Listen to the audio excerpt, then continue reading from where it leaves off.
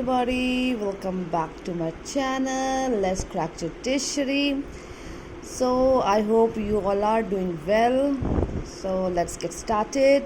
Today I'll cover two sections. One is section 48 and second is section 50. So let's move ahead. Section 48, pursuit of offender into other jurisdiction. अपराधी को पकड़ने के लिए किसी और jurisdiction में पुलिस जा सकती है. जी हाँ, अ police officer may for the purpose of arresting without warrant any person whom he is authorized to arrest pursue such person into any place in India. तो गाइस, कभी कभी क्या होता है कि जिसको पुलिस अरेस्ट करती है विदाउट वारंट के, तो अगर उनको अरेस्ट करना होता है और ये बात अपराधी को पता चल जाती है, तो ऑब्वियसली वो भागने की कोशिश करता है, इधर से उधर, स्टेट टू स्टेट भागता रहता है. तो इसमें ये पुलिस को अथॉरिटी है कि अगर उसको किसी अपराधी को पकड़ना है तो वो उसका पीछा कर सकती है किसी भी जगह. Doesn't matter whether it's state of UP, whether it's state of MP, any place in India. कोई भी जगह इंडिया में जो है तो वो वहाँ पे अपराधी का पीछा करके उसको पकड़ सकती है.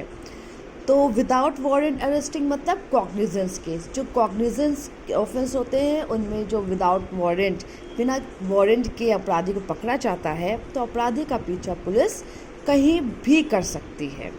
उनका ये नहीं है कि अगर वो, जैसे आपका कोई लोकल एरिया है तो वहीं जहाँ आपका जो जुरिडिक्शन उस पुलिस स्टेशन को है, तो ऐसा नहीं है कि वो वहीं पे आपको पकड़ सकती है. अगर आप उस जुरिडिक्शन की कहीं और जाएंगे तो वो आपका पीछा कहीं भी कर सकती है. So hope you got it.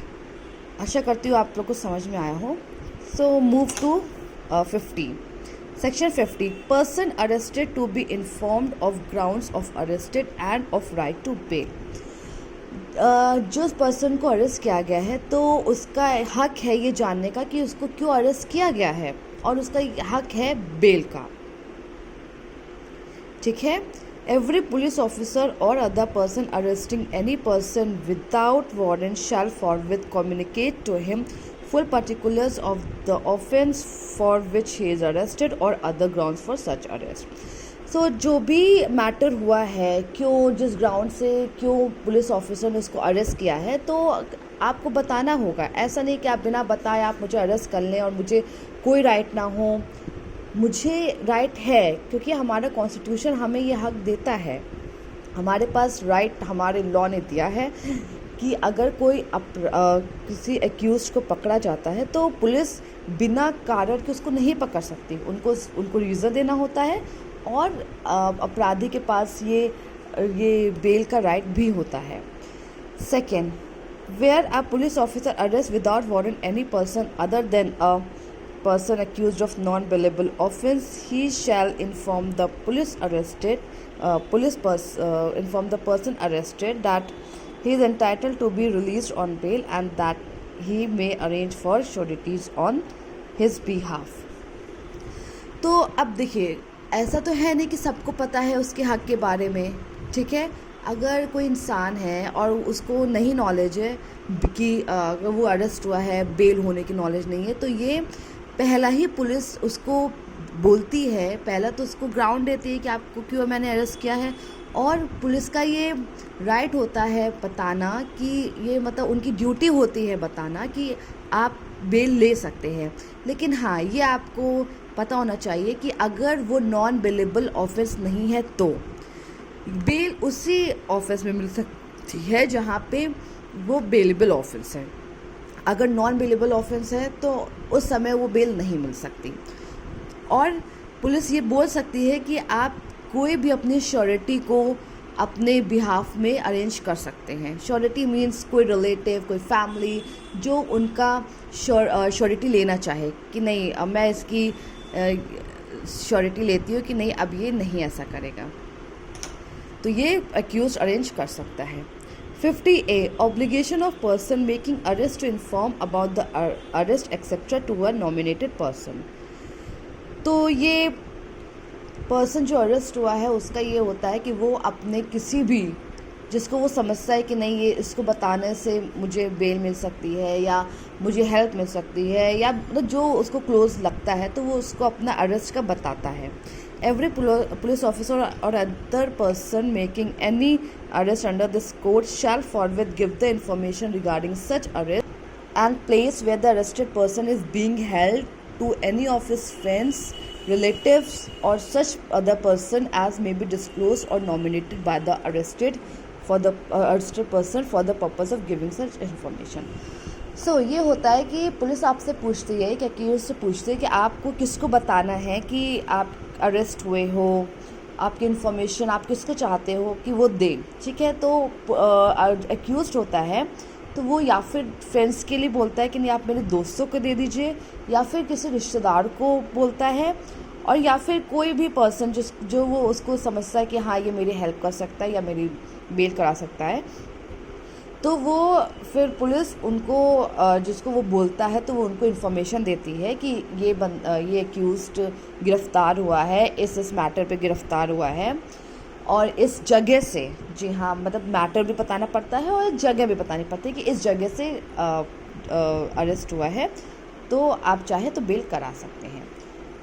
मतलब एक इन्फॉर्मेशन देनी होती है कि आपका जो भी अगर फ्रेंड है या रिलेटिव है वो गिरफ़्तार हो चुका है और वो भी वहाँ से, तो ये एक इन्फॉर्मेशन पुलिस का होता है कि उनको दे दे.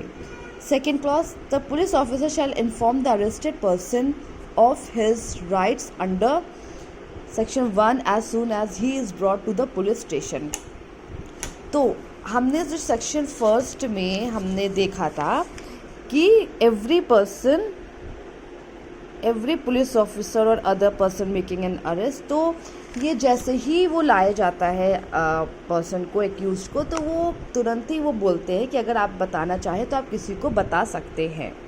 N entry of the fact as to who has been informed of the arrest of a person shall be made in a book to be kept in the police station in such form as may be prescribed in this behalf by the state government. So जैसे कि मैं आपको पहले videos में बता चुकी हूँ कि जो भी ये फैक्ट्स होते हैं, जो भी चीज़ें एक्यूज्ड होती हैं या केस रिलेटेड होते हैं, तो वो बुक बनती है. तो वो बुक में पुलिस सारी चीज़ें फैक्ट्स लिखती है और जो कि किसके द्वारा, स्टेट गवर्नमेंट के द्वारा प्रोवाइड की जाती है. तो उनके बिहाफ में पुलिस मतलब करती है ये सब कि नहीं, जितने भी मटेरियल फैक्ट होते हैं कि ये एक्यूज्ड है, किस जुर्म में गिरफ़्तार हुआ है, बेलेबल ऑफेंस है, बेल है, तो ये सारी चीज़ें उसको लिखनी होती हैं. It shall be the duty of the magistrate before whom such arrested person is produced to satisfy himself the requirements of subsection 2 and subsection 3 have been compiled with in respect of such arrested person. तो अब आते हैं duty magistrate की. तो अब जब चीज़ें section 1 की चीज़ें, सेक्शन 2 की चीज़ें, सेक्शन 3 की चीज़ें कंप्लीट हो जाती हैं, तब मजिस्ट्रेट के सामने बंदी को लाया जाता है, जबकि उसको लाया जाता है. तो अब ये ड्यूटी होती है मजिस्ट्रेट की कि वो अपने आप को सेटिस्फाई कर ले कि हाँ ये चीज़ें जो भी पूरी हुई हैं, ये सारी चीज़ें फर्स्ट, सेकंड, थर्ड पूरी हो चुकी हैं, तब ये यहाँ पे ये पर्सन को लाया गया है. So guys, I hope you understood whatever I have said. So stay tuned with my channel. So क्या होगा ना, you will get to know about the law, right? It doesn't matter that whether you are a normal person or a law graduate or a lawyer, whatever you are, it's like it's for everyone. ये सिर्फ ऐसा नहीं कि ये साधारण के लिए है या लॉ के लिए, ये सबके लिए, जो चाहे वो पढ़ सकता है. So guys, do subscribe my channel, like my videos and share it too. Bye bye.